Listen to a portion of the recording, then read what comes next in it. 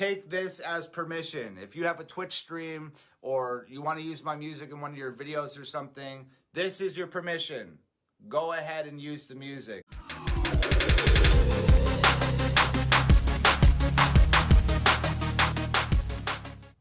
Hello all you beautiful people out there. I am Mrs. Realistic and I thank you for joining me again today. I'm going to get back into some older Tom stuff. I've gotten a lot of requests to do some older videos and cancer specifically, which I've been a little trepidatious about covering just because it's, clearly not a happy topic, and I have lost family members to this awful disease. I guess it's an important one to get into and have a discussion. So without further ado, let's check it out. Everybody knows someone who's sick. 40% will get cancer. Only half's gonna live. Your mom and your dad and your sister stand inside a room, and someone won't survive it. Do you hope it isn't you? I swear that cancer has a cure, but they're refusing to make it. They've done like 40 years of research, 90 billion in donations. We've been running for the... Okay, yeah, right off the bat. Where does all that money go? This is 100% the reason I do not give to charities. With that much money, do you think that the medical community could find a cure? You'd think so. Dr. Gerson, back in the 1920s, basically came up with a cure for cancer. Much of it was a juicing program, protocol for proper eating, and a bunch of other stuff. But of course, there's no clinics that do this in the United States because it's not FDA approved. And his research was basically stolen by the medical community because they can't make money off of food. They can't make money off of a natural cure. So if you want to look into a little bit more of this, there's a really good documentary called The Beautiful Truth. And it not only talks about Dr. Gerson, but it talks about all of these poisons and things that affect us. And it's done from the perspective of a 15-year-old boy writing an essay for school. It's really good, and I recommend that you watch it. But yeah, there is a cure for cancer. I truly believe that, but it's been hidden because there's no money to be made. So they'll keep making money off of chemotherapy, which kills your entire immune system, not just the cancer cells, and leaves you more prone to it in the future. It's not a miracle cure. I'm sure some people have been saved because of it, but what are the lasting effects after you go through something like chemo or radiation? I know my father has had numerous health effects and had radiation treatment for cancer. So my grandfather died from cancer. My aunt, my mom's sister, died of breast cancer. And it's an awful, awful disease, which, maybe it could have been prevented had those remedies been something that was easily available to everybody. And it's really heartbreaking. Yeah, enough babbling from me. Cure and wearing ribbons for ages. Why are people still going through radiation? It's crazy. $100 billion industry, they can't afford to end it, and nobody wants to die. Our only option is to spend it. We'd give anything to stick around for just another second. Give a fortune to the doctors who promise they can extend it. The profits are astronomical. The hospitals and the clinics are filling coffins with dollars. It's awful, let's just admit it. We're all human, we'll keep fighting because it's how we survive. But it's scary because we don't know where we'll go when we die. Don't give up, I know you're strong. Show them all your fire.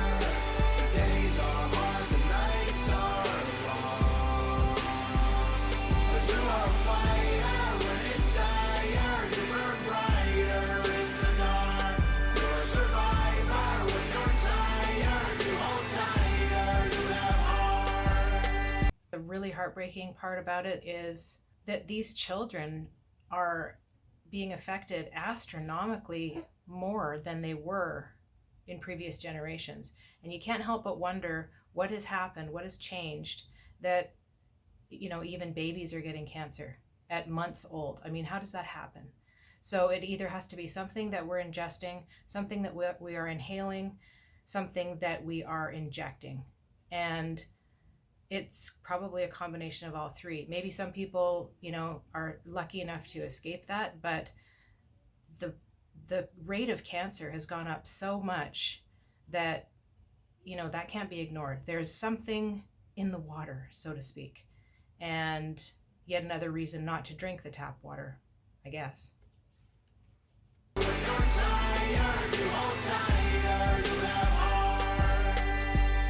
Nothing matters if you don't have your health. All the money in the world doesn't help. Yeah. The good might go to heaven and the bad might go to hell, but no one wants to leave here, you can tell. And cancer touches everyone, it's in our genetics. And our world's become so toxic, it's all carcinogenic. We've polluted the water, the air, the food we're ingesting is full of hormones and poison. Our population's infected. They sell us cigarettes and liquor, built a business on addictions. We've been paying them to kill ourselves. We're dying to keep living. It's the system, it's a prison. We keep trying to beat it. We get cancer from keeping all of our demons a secret. And our insurance don't cover. That's a really good point. We get cancer from keeping all our demons a secret. My husband and I were talking about this just the other day. Disease comes from dis-ease. And how many of us today are in dis-ease? The world, everything that's going on, constant stress, and stress at this level is not good for you mentally, emotionally, or physically. And, you know, I truly believe that it's making people sicker. I know dealing with anxiety myself, a lot of the anxieties that I feel are usually about my health. It all kind of stems from back in 2009 when I had a benign tumor removed from my liver. And at that time I was told that it was congenital hepatic fibrosis, which is normally something that they diagnose in the neonate or as very young children because of the blatant symptoms that are apparent and, you know, too hard to ignore. Those symptoms, I had none of them. I had no issues with blood flow to my hands and my feet because I was told it would have affected my aorta, and which runs blood from your heart to your extremities and back. So I honestly think it's because of a medication that I was on for 10 plus years, and not one doctor brought that up. They all thought that I was A, an alcoholic, B, a drug user that had hepatitis or got hepatitis from tattoo shops. Not one of them brought up the fact that I was on a medicine long-term which can affect your liver. Then 2 years later, I was told I had 2 more on my liver after having 56 staples put into my abdomen.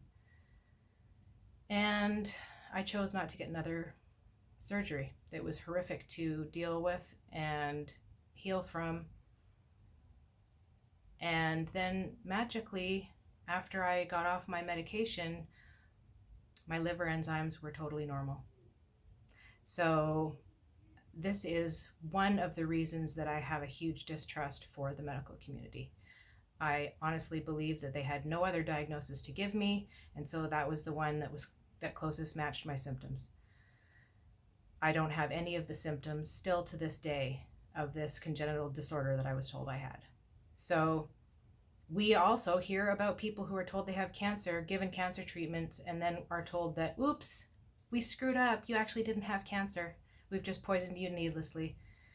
So this is something that everybody knows somebody who's had cancer. And if you really look into it, what is causing cancer? The medical community can't come up with a cure for something that has been around forever and, like he said, has had $90 billion thrown at it. Yeah, I don't believe that either. To beat it, we get cancer from keeping all of our demons a secret, and our insurance don't cover the things we need to defeat it. And even if it does, then we might die from the treatment. Our best defense is living like we do not know what cancer is. Fight it if you have it and pray that there's something after this. Don't give up, I know you're strong. Show them all your fire. Now I wanted to say something on that too. You know, I had insurance back when I had this operation, which, you know, it was pretty good insurance, and it still didn't cover half the stuff that I needed to have done. So I had to pay, you know, $500 for the MRI and 200 plus for the CT scans that I was supposed to get routinely. None of the blood work was covered. The stay in the hospital cost us $500, and there were more. I got thousands of dollars of medical bills, even though I had insurance. So insurance is a scam. What do you do if you don't have insurance? Just not pay it?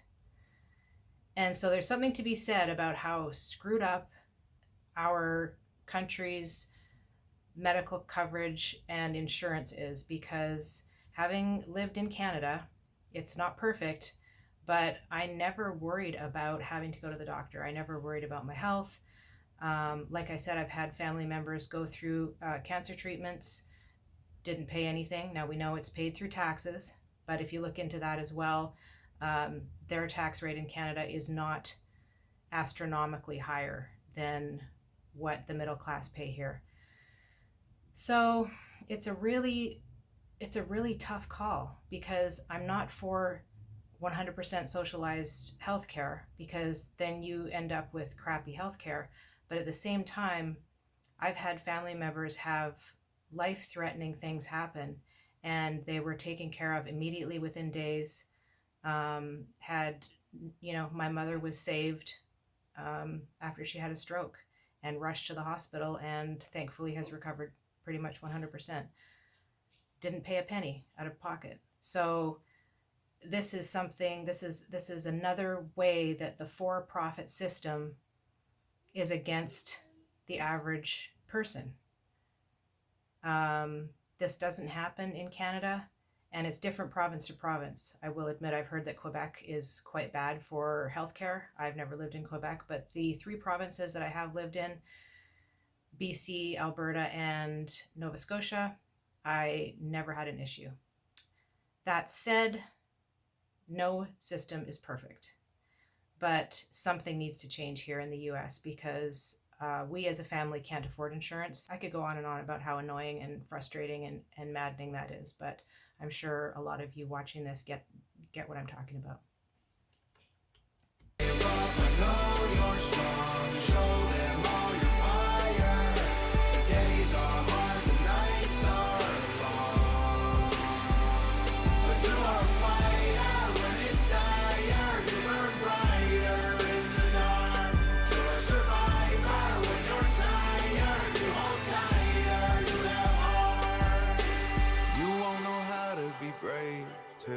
Choose to fight when you're afraid, and you can experience strength till you struggle to carry the weight, and you won't know why you have faith till you look the devil in his face, and you don't know what you can take till you realize you didn't break. Don't give up, I know you're strong. Show them all your fire.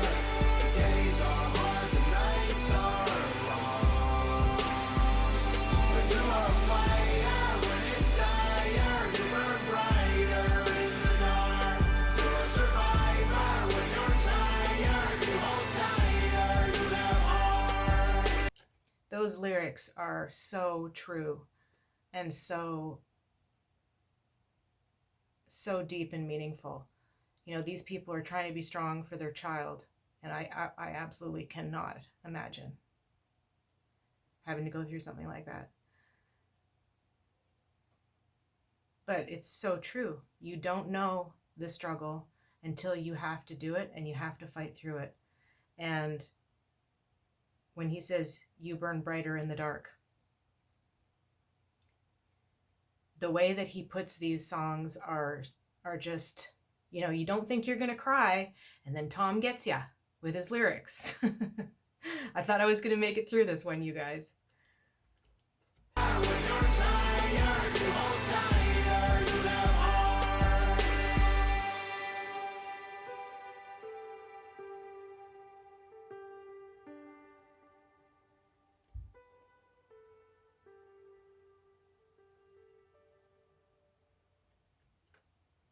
I always do that. I like stop it at 3 seconds from the end.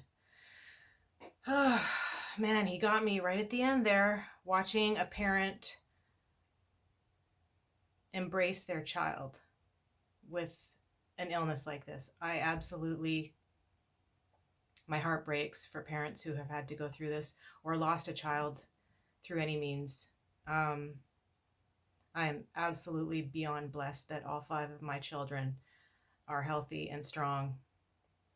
And I hope I can take a little bit of credit for that from the time I got pregnant all the way through their infanthood and raising them, that I made some choices that kept them that way. And it's tough being a parent and hoping that you're going to do the right thing, because nobody knows 100% what the right thing is. But I know that 100% in my heart, the choice was right for our family. And that's all we can do at the end of the day. But this is an important song because it brings to light the absolute hypocrisy of the medical system. You know, there's good doctors and there's bad doctors, just like there's good cops, good lawyers, bad lawyers. There's good and bad in every industry. But I don't know, over the last couple of years, I've really seen the dark side of it and the lack of compassion for people who don't choose the mainstream narrative or the mainstream treatment, or who just disagree with another person in general on the rights we have over our own medical decisions. And that has in itself become a cancer. I really wish that freedom of speech was taken more literally. And, you know, it's become a crime even now, freedom of thought. People are even scared to say what they think. And people should be allowed to. I think that goes back to the dis-ease. We're all uneasy all the time now, and people feel like they have to walk on eggshells. And that is a form of anxiety. That's a form of fear. And it's not good for you. We were designed to have a fight or flight response to a dangerous situation. Run away from the lion, you know, like a cheetah is chasing an antelope. That antelope is going to have that fight or flight. They're going to run away. Once that danger is gone, that anxiety is gone. But with us, the human race, we overthink things, and our life has become so hectic and so stressful that we are in a constant state of fight or flight. And it's super unhealthy for us. And it's something that I deal with a lot. I am an overthinker. I'm a what-ifer. And especially when it comes to my own health, and the cycle of what-ifing continues, and it's a vicious circle. So this is something that we need to practice, being able to live in the moment rather than worrying about the future or feeling regretful of the past. And I think it's something that we all deal with on a daily basis. Unless you're just super chill. I wish I was, but I'm not. So yeah, a good song, a sad song, but an important song. Once again, wonderful music, wonderful lyrics, and a great video from Tom and Nova. Thank you for the suggestion, you guys. I'm going to go wipe my tears a little bit, and as I always say, we'll see you in the next one. Peace.